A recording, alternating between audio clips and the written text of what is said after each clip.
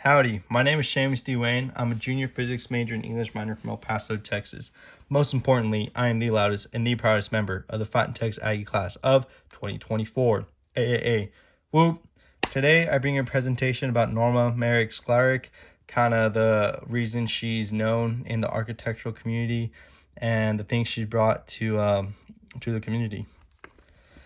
So an intro, kind of what we're going to go over, her biography, kind of her childhood and how she progressed throughout her professional life, college, and how she got into the whole architecture thing, different projects she was a part of, and the firms she was with, and then her legacy and the influence she left on people today. And then we'll close off with a conclusion. So growing up, she was born in 1926 in Harlem, New York City, but she actually grew up in Brooklyn, and she was a child of a doctor and a seamstress.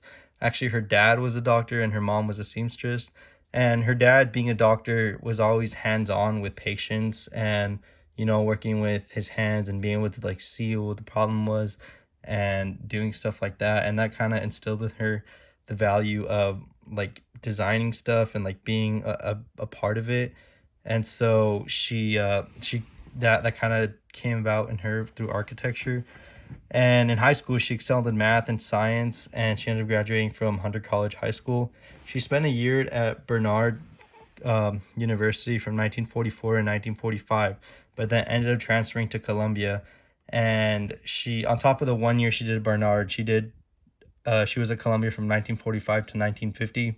So she was in college for 6 years. Makes me feel better about my 5 years I'm gonna spend in college. Anyways, she faced a lot of uphill battles as a minority and a woman. She would often go to class and like realize that her peers had already worked together, or their parents had like put a study session or a study group on for them, and she like wasn't invited. So she ended up having to do things like on her own and having to learn how to work by herself and like basically do everything without these connections that other people had. And she wasn't offered basically assistance from these people because they didn't really want to give it to her. But she ended up succeeding, and she ended up being the only African American woman to graduate from her class. To start her career, she couldn't get into an architectural firm. It wasn't quite clear if that was just prejudice or it just didn't line up for her. But she ended up working for the New York Department of Public Works from 1950 to 1954. She ended up quitting that job because she didn't feel like she was challenged enough or like had much of a purpose, and she felt way overworked for her compensation. So she decided to take a step forward in her career and took the architecture examination, and she passed it and became the first African American woman in the state of New York to become a licensed architect.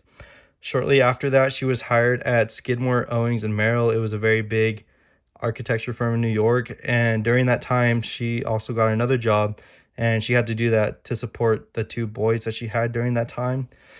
After that, she became the first female president of Gruen and Associates in LA. She was offered that position after being a standout employee at Skidmore, Owings, and Merrill.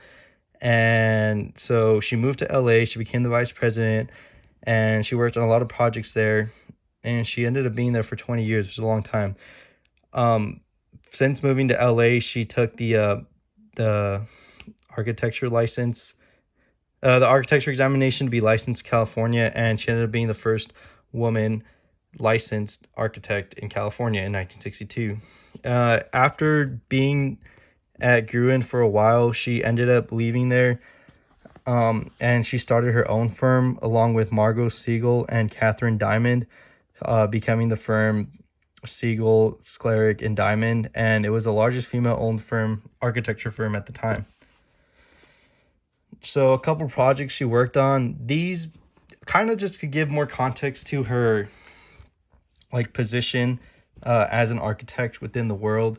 She was, as I said, vice president for 20 years at a company. So she wasn't the one sitting there like making all the designs, doing all the tweaks, getting all the stuff. She was kind of the one like project managing and showing off her leadership and putting people together to create this project. So it's not like she was the creative mind or force behind everything, but she was like the one who had to approve everything and like come up with some designs And like basically it all came down to like her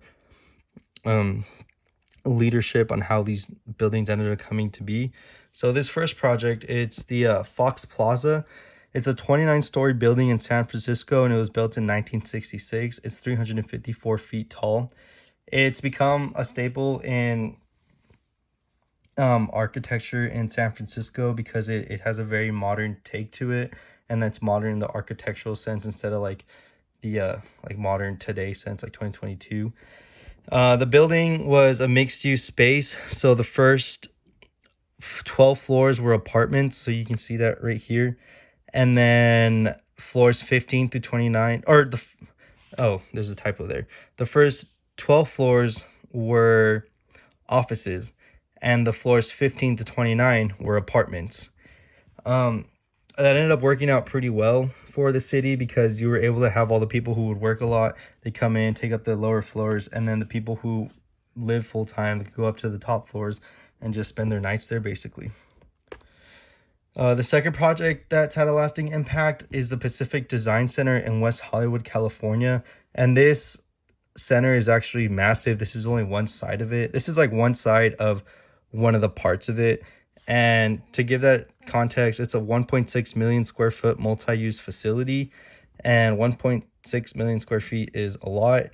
It's nicknamed the Blue Whale due to its large size and its prominence, which means it's one of the biggest buildings within the area. And on top of that, it has the blue glass cladding, which gives it a very unique look in the area.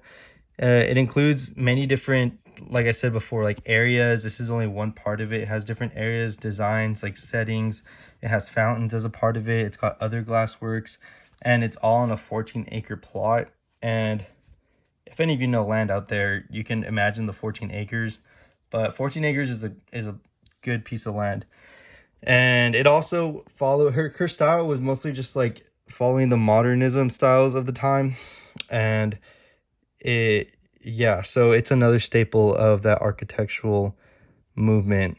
It includes 100 showrooms which display and sell 2,200 interior product lines. So it's huge. So her legacy, she left a lasting impact in her company. She basically set forth the fact that she was able to work at one company for 20 years lets you know she was doing something right. And the only reason she left was because she chose to do so. So a lot of people who come after her within those companies try to model themselves after her and like see what she did right in order to like maintain their jobs. She also, showcased impressive and consistent leadership throughout her career. She was always doing project management. She was always a leader. She was always managing people. She was and really effective at it too, because she had a lot of projects ended up coming to fruition, going from someone's idea and then paper to like actually being a building people like live in and stuff. She had a lot of success through that. She also, another big part of it was that she managed to tear down racist and sexist barriers within the profession of architecture. Like I said before, she was the first licensed architect in New York State, and the first licensed architect in California. So before that, there had literally been no other female or African American female architects, which is great for her. So a lot of courage to do that. And it is also impressive that she took the initiative to start her own successful all-female firm that still exists today, and that's part of her legacy. So to conclude, she was born to minimal privilege. She was a woman. She was African American. Her dad was a doctor, but it didn't mean a whole lot. It just meant that he had a bit more money to take her to college, but she still had to work a lot harder than most people. He also gave her the inspiration to be an architect. She graduated from Columbia and worked a government job, but she felt she deserved more, so she moved on. She actually, right after that, she did her architect license. And then, she became the first licensed architect in both New York and California. She's left a lasting impact due to her leadership among several powerful firms. She created her own firm, and that firm itself, besides the fact that she created it on her own, it was the largest female-owned firm in the country at the time. And she's left a lasting impact by the buildings that still stand today and that they follow the modernist style. Here's my bibliography. Thank you for listening.